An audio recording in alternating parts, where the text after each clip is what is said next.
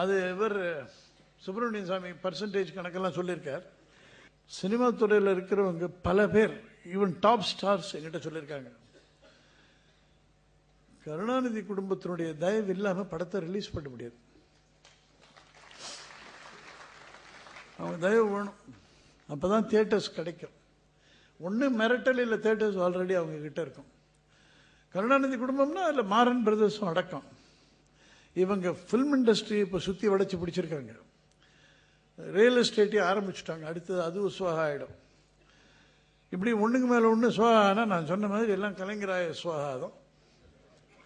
இதம் நம்மமா என்னது இல்லைன்னு விட்டுற வேண்டியது தான்.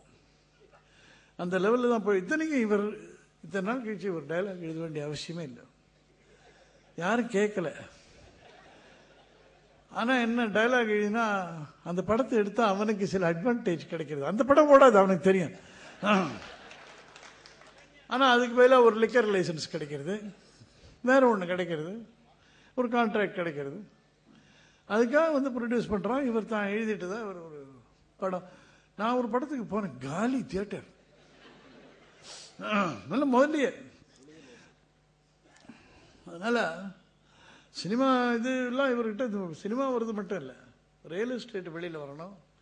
ஒவ்வொரு இண்டஸ்ட்ரியாக இவங்க சுவாக பண்ணிட்டு இருக்காங்க. அது நிற்கணும். இந்த ஒரு குடும்பம், இப்படி ஒரு குடும்பம் ஒரு ஸ்டேட்டை கொள்ளை அடிக்கிறதுன்றது இந்தியாவில் நடந்ததே கிடையாது.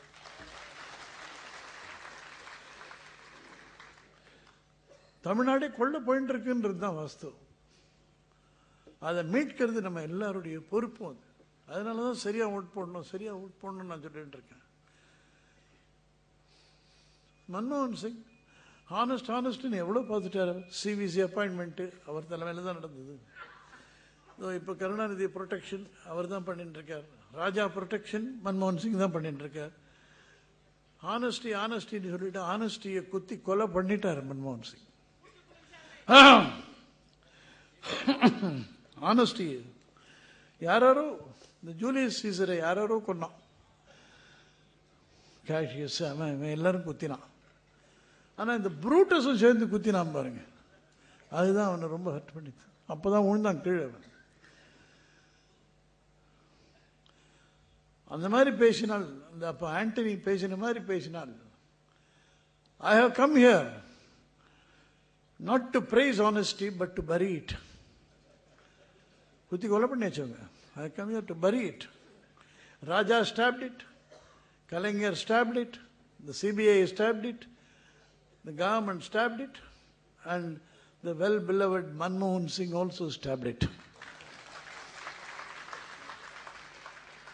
And as Manmohan Singh plucked his steel away, the blood of honesty came rushing out to see if it was the PM who did it, to make sure that it was the PM who stabbed. Till then, honesty believed him. That was the unkindest cut of all.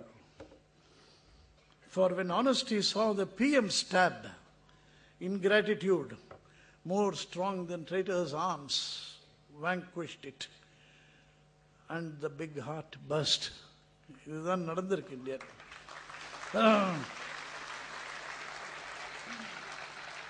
இவரை மாதிரி ஒருத்தர் பண்ணத்தினால இப்படி பேர் எடுத்தவர். அவரே நேர்மையை கொன்றதால் நேர்மை செத்து விழுந்தது. சரி, செத்தது என்ன ஆகும்? நம்மால திரும்பி கொன்ற முடியுமா? எல்லாத்துக்குமே மறுபிறப்பு உண்டு. புனரப்பி ஜனனம் புனரப்பி மரணம், புனரப்பி ஜனனி ஜட்டரே சயனம். திரும்பி வரும். அது நம்ம கிட்ட இருக்கு. கலைஞரை பொறுத்தளவில் அவருக்கு கவலை இல்லை. அது மன்மோகன் சிங் பார்த்துப்பார், சோனியா காந்தி பார்த்துப்பாங்க. என்ன இல்லைன்னா எல்லார்கிட்டையும் என்ன பங்குன்றதெல்லாம் வெளியில் வரும். யார் யாருக்கு என்ன பங்கு போச்சுன்னா ராஜா பேச ஆரம்பித்தா தகராறாக போகும் பல பேருக்கு. அதனால எப்படியாரும் இதை மூடி முழுகிடுவாங்கன்றத நான் முதல்லேருந்தே சொல்லிட்டு இருக்கேன். எனக்கு சர்ப்ரைஸே இல்லை. இன்னைக்கு ஜெயலலிதா கூட சொல்லியிருக்காங்க, இது எல்லாருமே சேர்ந்து அமுக்குறாங்க, பெரிய கெடுதல் பண்ணிட்டு இருக்காங்க.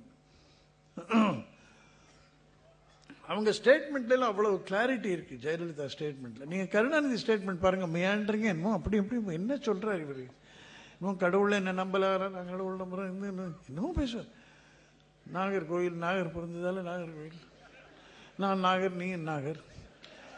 என்ன சொல்றாரு இவர், என்ன சொல்ல வர்றாருன்னு தெரியாது. வேற ஜெயலலிதா டான் மண்டையில் அடிச்ச மாதிரி இருக்கும்.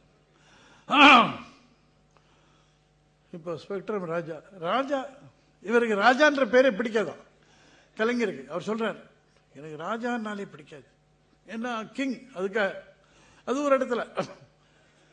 அதனால நான் பாரதி ராஜாவை பாரதி ராஜானே கூப்பிட மாட்டேன், பாரதின்னு தான் கூப்பிடுவேன் அப்படின்ற. அப்ப ராஜாவை என்னன்னு கூப்பிடுறது? ராஜாவை கூப்பிடலாம். ஸ்பெக்ட்ரம்ல இவ்வளவா?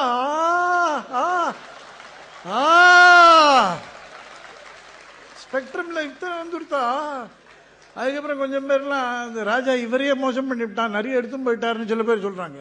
அதை கேள்விப்படுறப்ப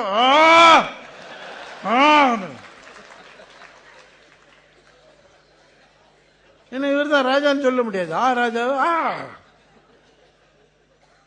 இந்த மாதிரி இவர் கடைசியில் இந்த தேர்தல் முடிஞ்சு உன்னாலதான் எல்லாம் வந்தது, எல்லா சீட்டும் போச்சு அப்படின்னு சொல்ல வைக்கிறது உங்க பொறுப்பு இருக்கு, உங்க கையில இருக்கு.